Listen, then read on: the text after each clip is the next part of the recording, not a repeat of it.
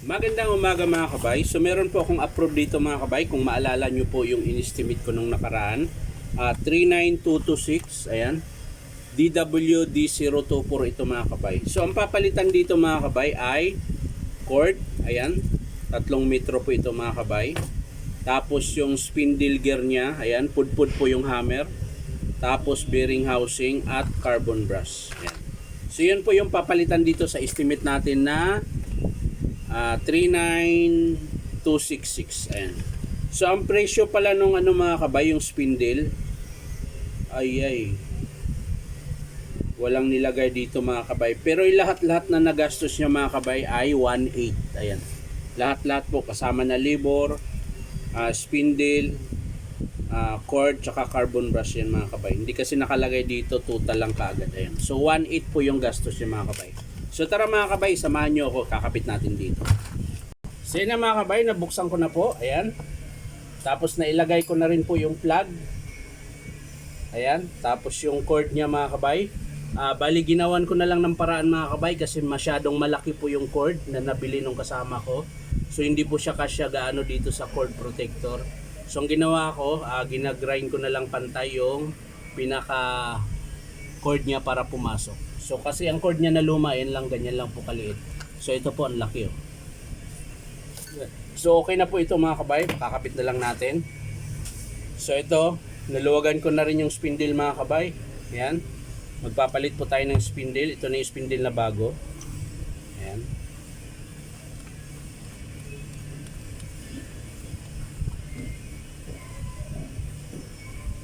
Ayan. So mamaya iigpitan na lang natin to.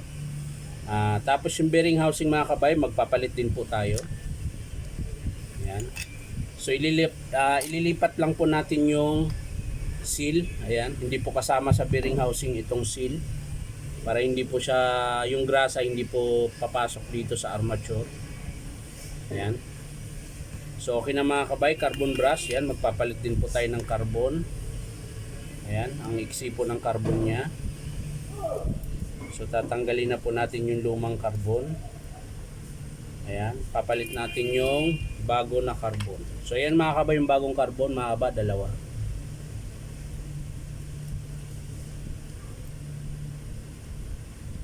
So ilalagay na natin yung carbon mga kabay.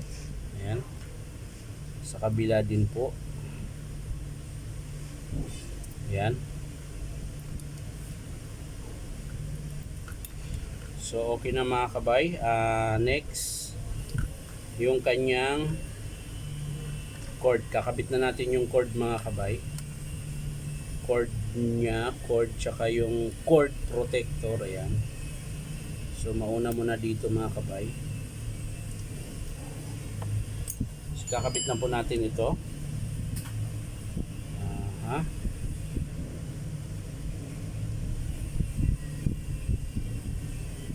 Kita nyo pa o hindi? Lapit natin ko.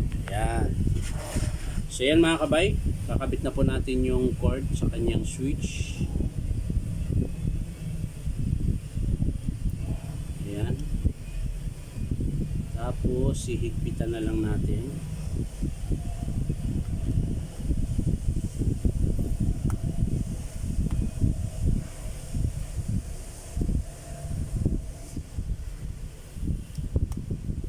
Yun.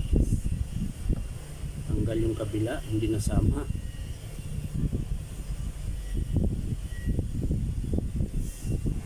Yun.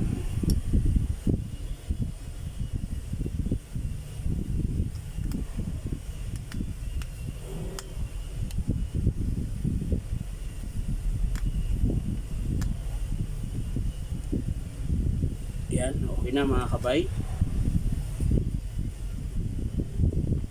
Okay na yung kanyang cord. So ilalagay natin yung cord clamp mga kabay para hindi po makalas. Yan. Ilalagay lang natin yung cord clamp.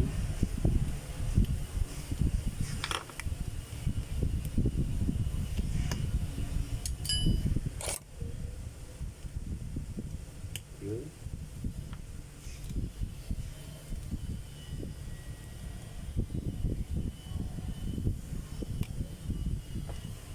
Masyadong maliit.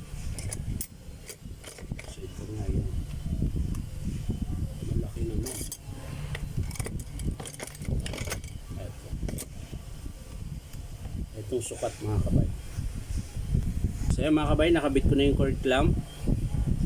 So lalagay na natin yung bearing housing mga kabay. Yan. Yung paglalagay niyan mga kabay, napakasimple lang po. Ayan. Ganyan lang po. Yan. Tapos syempre yung roller niya, huwag niyong kalimutan. Roller guide. Tapos itong spindle mga kabay. Yan. Nalaglag. Tapos yung kanyang selector ng hammer. Ayan. Dito po yan nakasiksik. Ingatan nyo pong huwag mawala ito mga kabay. Ito. May spring kasi yan. Minsan tumatalsik po yan. Kaya pag nagkalas kayo, tingnan nyo po kung tatalsik o hindi. Yan.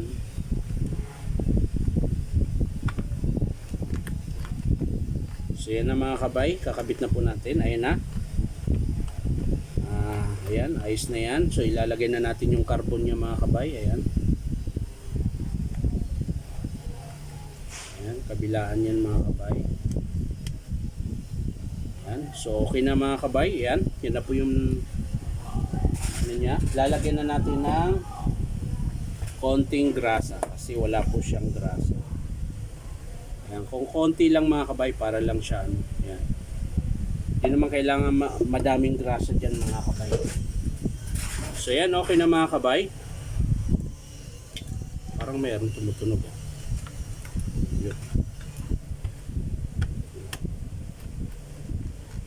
So yan mga kabay, sasara na po natin. Yan. So yan na mga kabay, natapos ko na po. So yan, paandarin na po natin. Nakasaksak po yan mga kabay.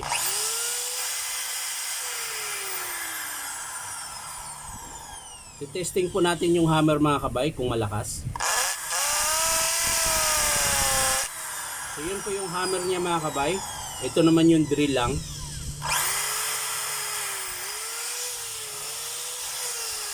So okay na po siya mga kabay. Pati reverse niya okay na rin po. Ayan. Forward.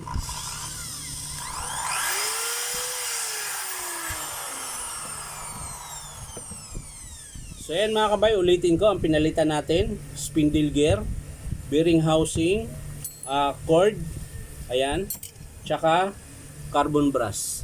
So yan lang mga kabay. Maraming salamat sa panunood at pa-like and share na rin po.